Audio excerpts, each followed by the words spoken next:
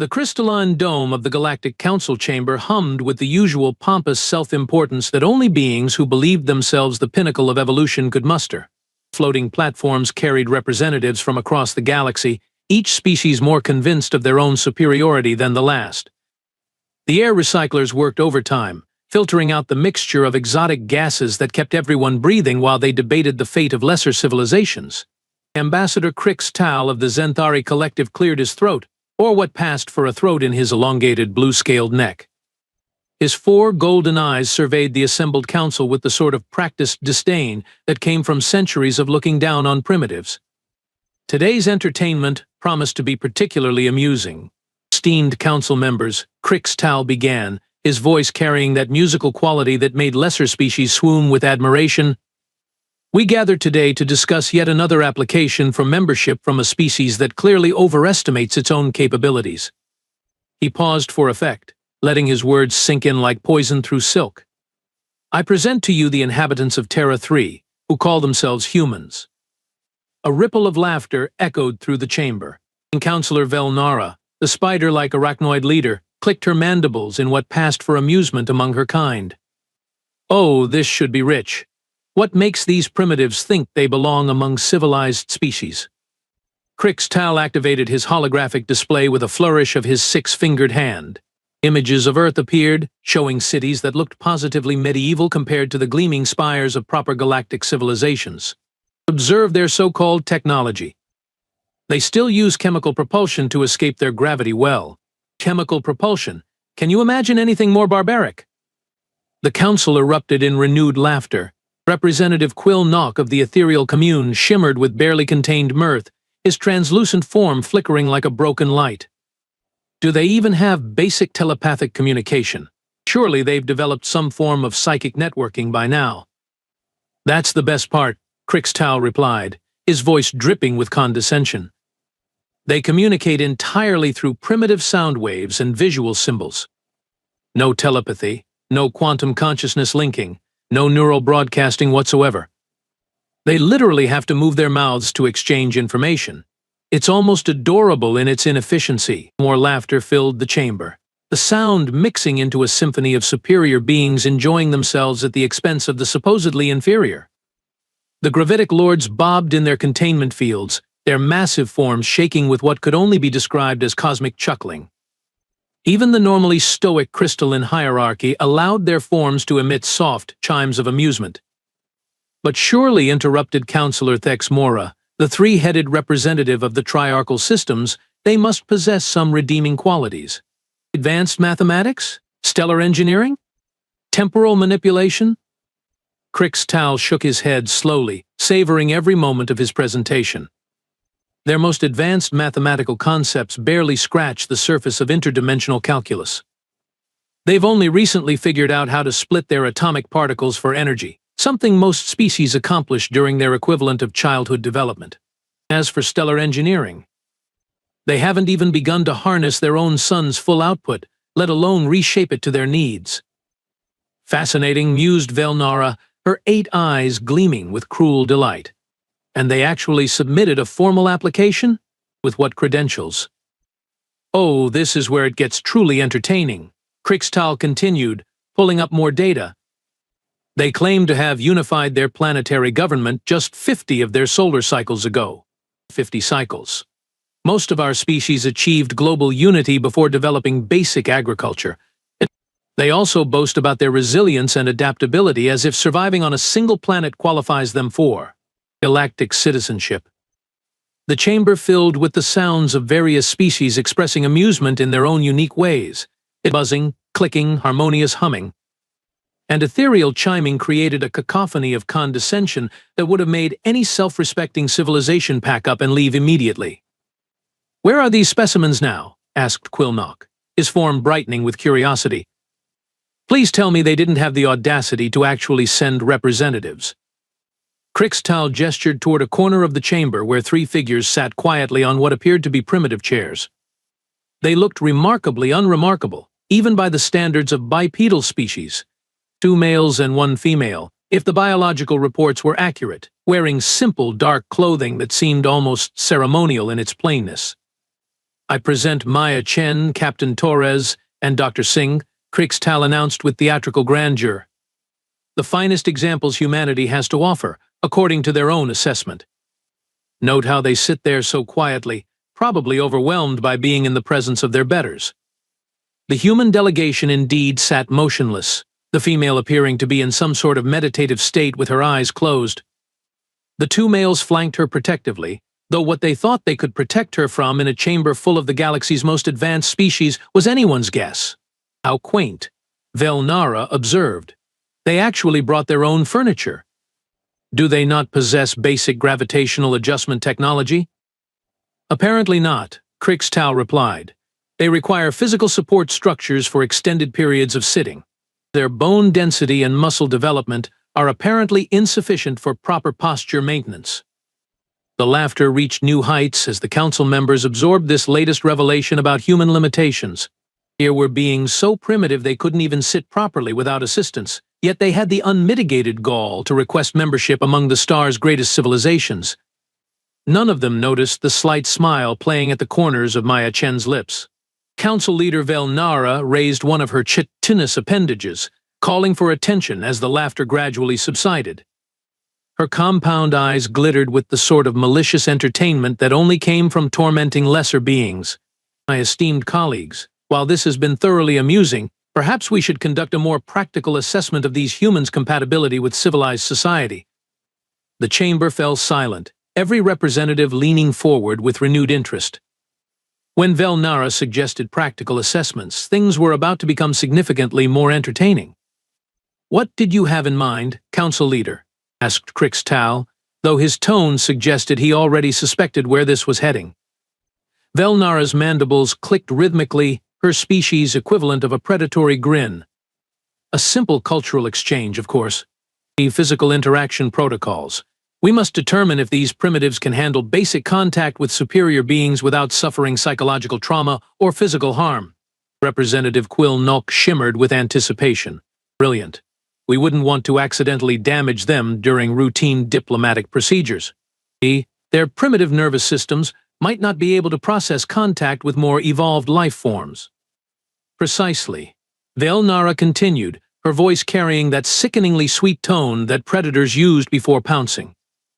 I propose we bring in one of our council guards for a gentle demonstration. Nothing threatening, mind you. Just a simple physical greeting to test their stress responses and cultural adaptability. The suggestion was met with enthusiastic approval from around the chamber. Several representatives began placing what appeared to be bets on the humans' reactions, their various forms of currency changing hands with practiced ease. Summon Guard Thekmor, Velnara commanded, her voice echoing through the chamber's communication systems. The response was immediate. A section of the chamber floor dilated open, and from the depths below rose a platform carrying what could only be described as the galaxy's answer to nightmares made flesh. Thekmor stood 9 feet tall, his muscular frame covered in bio-enhanced plating that gleamed under the chamber's artificial lighting. 4 arms extended from his torso, each ending in hands that could crush steel without effort. His head resembled a cross between a predatory bird and something that had crawled out of the deepest ocean trenches, complete with rows of razor-sharp teeth and eyes that glowed with an inner fire. The human delegation remained perfectly still, though Captain Torres shifted slightly in his chair. Dr. Singh adjusted his glasses, the only sign that he'd even noticed the walking weapon that had just entered their vicinity. Magnificent, isn't he? Velnara announced proudly. Thekmor represents the pinnacle of genetic enhancement and military conditioning. He's been trained in 17 different forms of combat, enhanced with biomechanical augmentations, but being programmed with the cultural greeting protocols of over 3,000 species.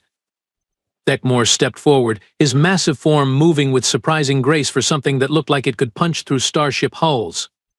When he spoke, his voice rumbled like distant thunder. Council Leader, I am ready to conduct cultural assessment protocols with the primitive specimens. Excellent, Velnara replied, then turned toward the human delegation with false concern dripping from every word. Dear humans, please don't be alarmed. This is simply a gentle cultural exchange. Guard Thekmor will demonstrate a standard greeting ritual from his people. It involves a simple touch to the shoulder, nothing more threatening than what you might experience in your own primitive societies. Crixtal leaned forward, his golden eyes gleaming with anticipation. Of course, if you feel this is beyond your capabilities, we would understand completely. Not all species are equipped to handle interaction with their betters. Captain Torres started to rise from his chair, but Maya Chen placed a gentle hand on his arm without opening her eyes. When she spoke, her voice was calm and pleasant, almost musical in its simplicity. That sounds perfectly reasonable. I'd be happy to participate in your cultural exchange. The council members exchanged glances of delighted surprise. They'd expected fear, perhaps even panic, but this small human female seemed almost eager to interact with their finest warrior. Wonderful. Velnara exclaimed, her mandibles clicking rapidly with excitement. Maya Chen, is it? Such a delicate little thing. This should prove most educational for everyone involved. Maya stood slowly, stretching with the casual ease of someone preparing for a pleasant afternoon walk. She was indeed small by the standards of most galactic species, barely reaching 5.5 feet in height, with a build that suggested flexibility rather than strength. Her dark hair was pulled back in a simple style, and her clothing appeared to be some sort of exercise outfit rather than formal diplomatic wear. "Where would you like me to stand?" she asked politely, as if she were arranging flowers rather than preparing to be grabbed by a genetically enhanced killing machine. Thekmor looked down at her with what might have been confusion. In all his years of service, he'd never encountered a being so small and apparently fragile who showed absolutely no fear in his presence. "Council leader, are you certain this specimen is suitable for interaction protocols? It appears to be constructed of particularly brittle materials." "Nonsense," Velnara replied dismissively. "Humans claim to be resilient. Let's test that claim, shall we? Proceed with the greeting ritual, guard Thekmor." Maya walked to the center of the chamber floor, her movements fluid and relaxed. She settled into what appeared to be a meditation pose, sitting cross-legged with her hands resting on her knees and her eyes closed once again. That same mysterious smile played at the corners of her mouth. "I'm ready whenever you are," she said softly. The chamber settled into an expectant hush, the kind of silence that precedes either great entertainment or great disaster. Maya Chen remained perfectly still in her meditative pose, her breathing so controlled it was barely visible. Her eyes stayed closed, hands resting peacefully on her knees, looking for all the galaxy like someone enjoying a quiet moment in a peaceful garden rather than sitting in front of a 9-foot-tall killing machine. The council members leaned forward in their various forms of seating, communication fields, and gravitational supports. This was the moment they'd been waiting for. The primitive human would finally show her true nature when faced with superior galactic power. Councillor Thexmora whispered to her neighbors, "Watch her facial expressions when she realizes what's approaching." The fear response should be quite instructive. Representative Quill Knox's translucent form flickered with anticipation. "I've recorded the bio readings of 17 different species during their first encounter with enhanced guards. The stress hormones alone should provide fascinating data." Crixtal activated his personal recording device, not wanting to miss a single moment of human inadequacy for future presentations. "This will make an excellent addition to my archives on primitive species integration failures."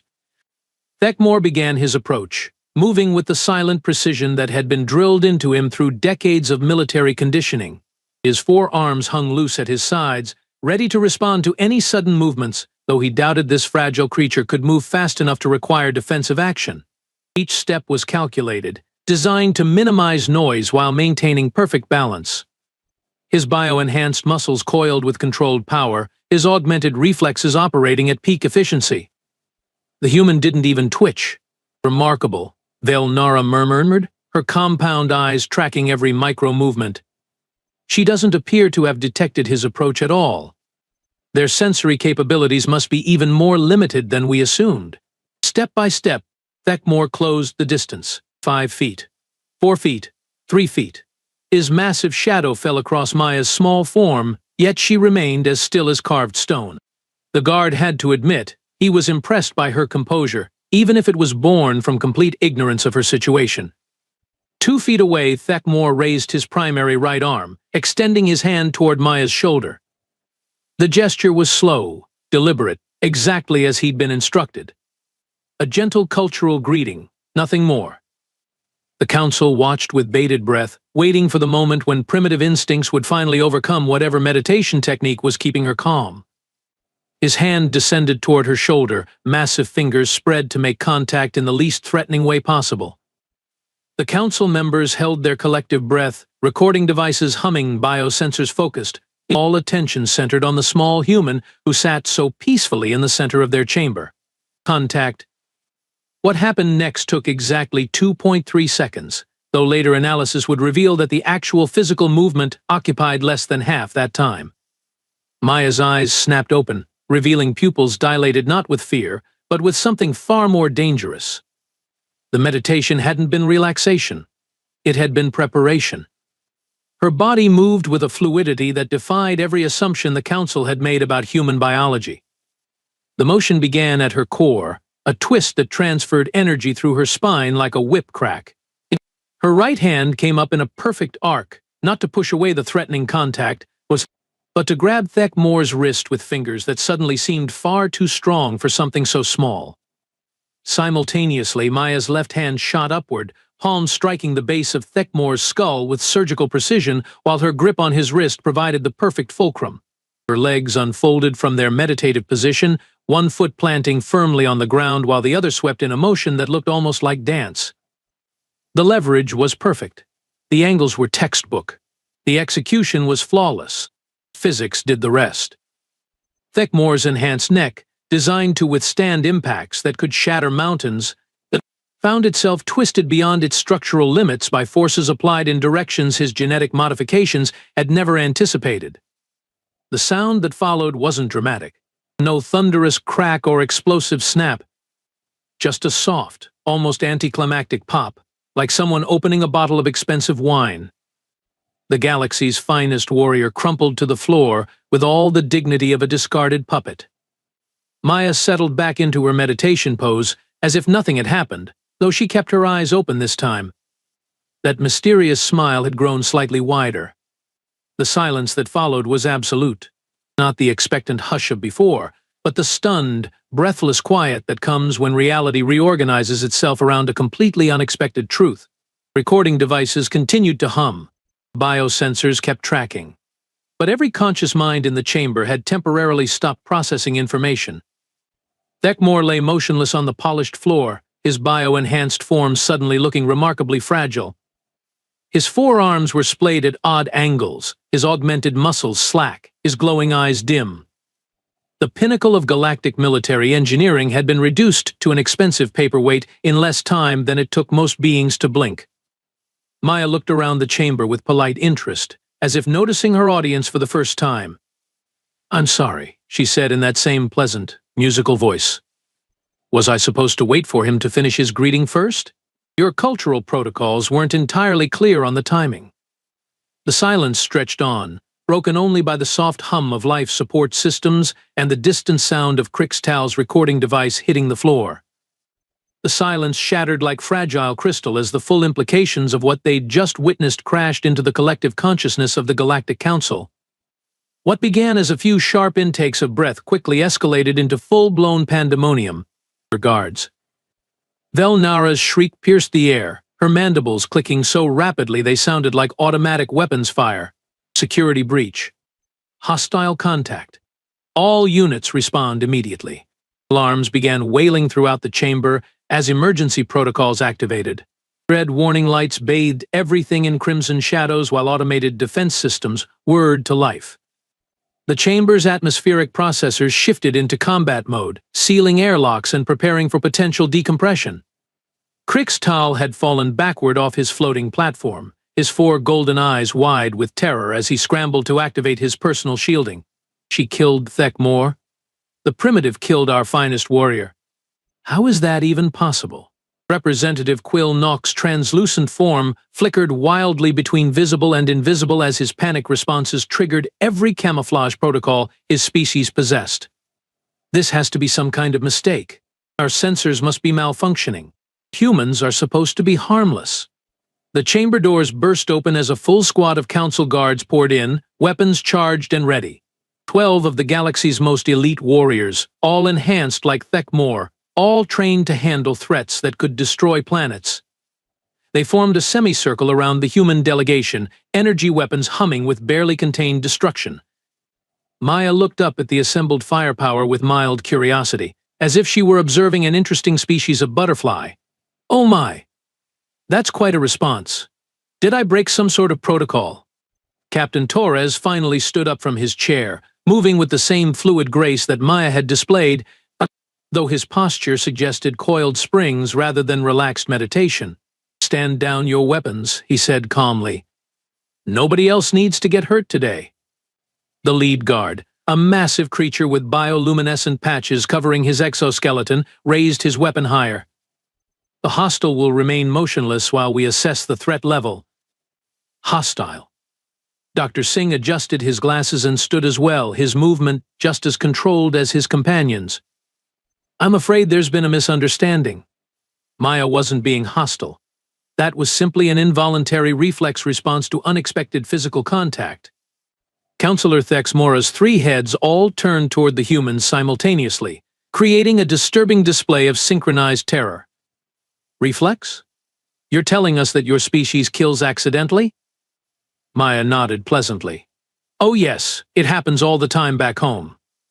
"Well, not all the time, but often enough that we have warning labels on most recreational activities.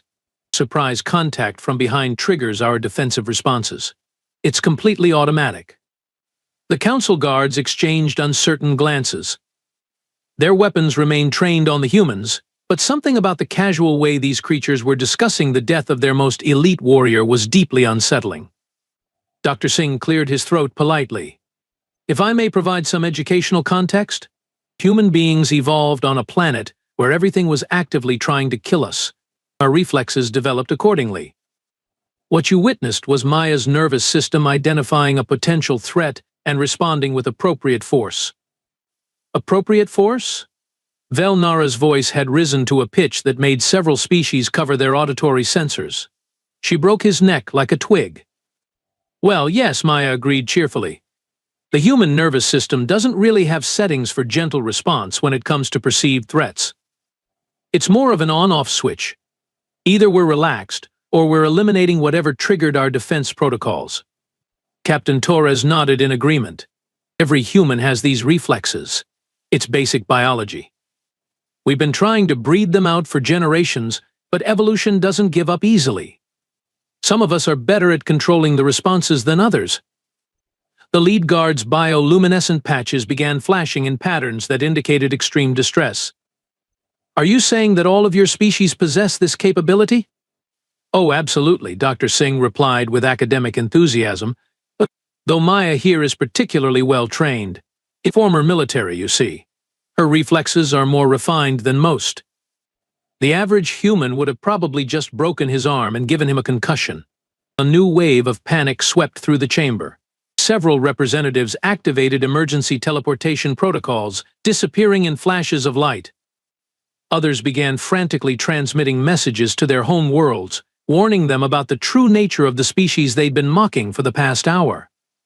Crixtel managed to pull himself back onto his platform, though his usual composed demeanor had been completely shattered. "You're telling us that your entire species consists of instinctive killers." "That's a bit harsh," Captain Torres replied. "We prefer to think of ourselves as survivors.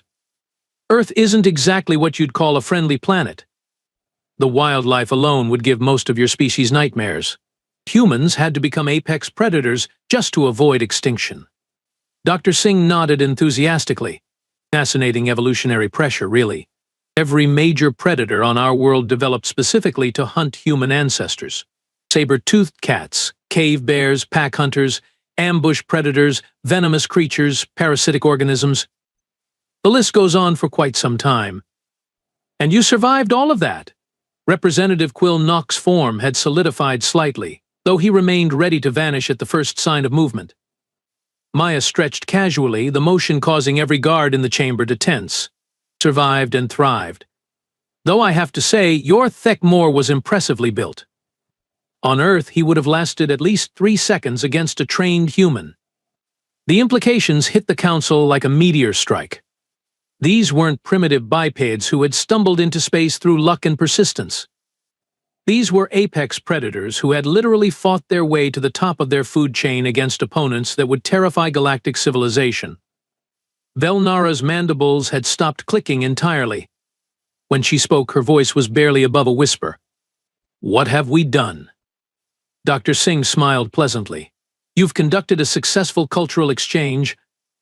Though I should mention, Maya was being quite gentle. She could have easily taken out half your guard squad before they cleared the doorway, but that would have been terribly rude." The chamber fell silent again, but this time the quiet was heavy, with a completely different kind of understanding. They hadn't been observing primitives seeking acceptance among their betters. They'd been sitting in a room with 3 of the galaxy's most dangerous predators, creatures so lethal that they killed by accident and considered it a minor social inconvenience. Captain Torres looked around at the assembled faces, weapons, and various forms of barely controlled panic. "So," he said conversationally, "shall we continue with the membership application process?" The question hung in the air like a loaded weapon, which, considering the circumstances, seemed oddly appropriate. Council leader Velnara attempted to regain some semblance of control over the situation, though her mandibles continued to twitch nervously. "Perhaps," she began carefully, "we should better understand the nature of your home world before proceeding further. For safety protocols, you understand." Dr. Singh brightened considerably at the opportunity to share scientific knowledge. "Oh, wonderful. I do love talking about Earth's ecosystem. It's truly remarkable from an evolutionary standpoint." He gestured toward the still form of Thekmor with academic enthusiasm. "You see, your enhanced warrior here would have been considered mid-tier prey on our planet." The remaining council members exchanged horrified glances. Several guards shifted uncomfortably, their weapons wavering slightly as they processed this information. "Mid-tier prey?" Krixtau's voice cracked slightly. "But he was genetically enhanced to withstand planetary bombardment." "Yes, quite impressive engineering," Dr. Singh agreed politely. "Though on Earth we have creatures called grizzly bears that are roughly his size and strength, with no artificial enhancements whatsoever. They're considered moderately dangerous by human standards. We have a saying about them: if it's black, fight back. If it's brown, lie down. If it's white, say good night." Maya nodded cheerfully. "The white ones are polar bears. They actively hunt humans for sport.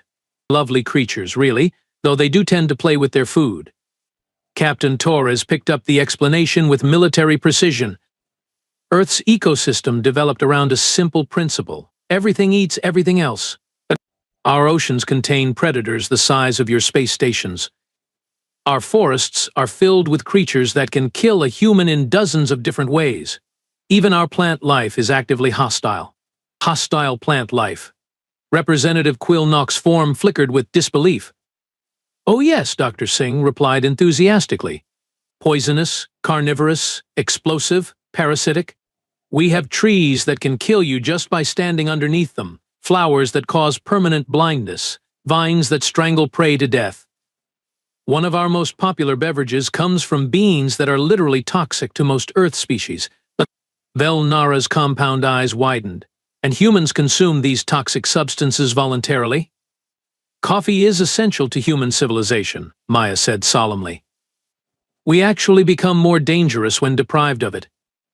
There are workplace safety regulations about caffeine withdrawal." The council members were beginning to understand that every assumption they'd made about humanity had been not just wrong, but catastrophically wrong. What they'd interpreted as primitive weakness was actually the result of a species that had been forged in conditions that would destroy most galactic civilizations. "Your restraint," Councillor Thexmora said slowly, all 3 heads focusing on the human delegation, "when we were mocking you earlier. You were deliberately controlling your responses." Captain Torres nodded. "Human children are taught emotional regulation from an early age. We have to be. Our fight or flight responses were calibrated for a world where hesitation meant death. In civilized society, we spend considerable effort not accidentally killing things." "The meditation you observed," Maya added, "wasn't relaxation." It was active suppression of threat assessment protocols. I was literally holding myself back from identifying every potential weapon in this chamber and calculating optimal elimination sequences for each of you. The guards' weapons drooped slightly as they processed this information. They'd been standing in a room with someone who had been mentally planning their deaths while appearing to nap. Dr. Singh adjusted his glasses thoughtfully. It's quite fascinating, really. Humans developed intelligence specifically to create better ways to kill things. Tool use, strategy, cooperation, abstract thinking. All of it evolved from our need to be more efficient predators. What Ambassador Sto described as our lack of psychic abilities, Captain Torres continued, is actually an evolutionary advantage. Telepathic species can be predicted, influenced, controlled. Human thoughts remain private, making our tactical decisions completely unpredictable to psychic opponents. Maya stood up and walked over to Thekmore's motionless form, looking down with what appeared to be genuine regret. I really am sorry about this. In human society, what I did would be considered assault, possibly manslaughter. We have very strict laws about proportional response. She looked back at the council with that same pleasant smile, though now it carried entirely different implications. Of course, proportional response assumes the other party isn't attempting to establish physical dominance through intimidation. In that context, eliminating the threat becomes self-defense. The chamber fell silent as the full weight of Maya's words settled over the assembled representatives. They hadn't conducted a simple cultural exchange. They'd essentially ordered an apex predator to submit to dominance display from what she perceived as a rival predator. The outcome had been as inevitable as gravity. Terra 3, Velnara said quietly, is a death world. Oh yes, Dr. Singh agreed cheerfully. One of the most hostile planetary environments in known space. Humans are the only sapient species it produced because we're the only ones violent enough to survive there. Maya walked back to her chair with fluid grace, each step a reminder of the controlled lethality she represented. But we're very friendly once you get to know us. The transformation in the chamber's atmosphere was immediate and absolute, where moments before there had been condescending laughter and casual mockery. Now there was the kind of respectful silence typically reserved for natural disasters and armed nuclear devices. Council leader Velnara's mandibles clicked once, sharply, calling for immediate attention. I hereby call for an emergency vote on the human membership application. All standard deliberation periods are waived under Crisis Protocol 7. The response was instantaneous. Every representative guard, EA, and automated system in the chamber registered their approval so quickly that the voting display didn't even have time to properly initialize before showing unanimous consent. Even the species that had been placing bets against humanity moments earlier were now frantically signaling their enthusiastic support. Motion carries, Velnara announced, her voice steady despite the nervous tremor in her appendages. Humanity is hereby granted full membership status in the Galactic Council, effective immediately. The Chamber's automated systems began updating their records in real time. New classifications appeared on the main display: species human, home world, Terra 3 class, Deathworld, threat assessment, apex predator, interaction protocol, handle with extreme caution, recommended approach, diplomatic courtesy at all times. Sto had somehow managed to compose himself enough to fulfill his ambassadorial duties, though his usual pompous demeanor had been replaced by the careful politeness of someone addressing a loaded weapon. On behalf of the Galactic Council, I formally welcome humanity to our community of civilized species. We look forward to a long and mutually beneficial relationship. His voice only cracked twice during the announcement, which was impressive considering the circumstances. Captain Torres nodded graciously. We appreciate the warm welcome. Humanity is excited to contribute to galactic peace and prosperity. Dr. Singh gathered his notes with academic satisfaction. This has been most educational. I'll be sure to include today's cultural exchange in my next research paper on interspecies interaction protocols.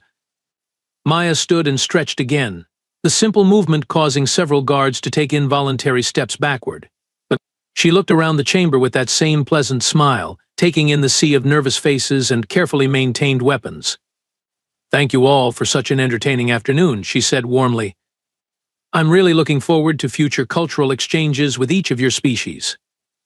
It should be absolutely fascinating to learn about your various greeting rituals and physical interaction customs. The way she said fascinating made it sound like she was planning a particularly interesting hunting expedition. As the human delegation prepared to leave, Maya paused at the chamber doors and turned back with one final observation. Oh, and just so you know, we brought our diplomatic team today. You probably don't want to meet our military specialists. The doors closed behind them with a soft hiss, leaving the Galactic Council to contemplate their new reality in the kind of stunned silence that follows close encounters with forces of nature. Somewhere in the chamber's medical bay, Thekmore's body was being prepared for what would undoubtedly become the galaxy's most expensive lesson in cultural sensitivity.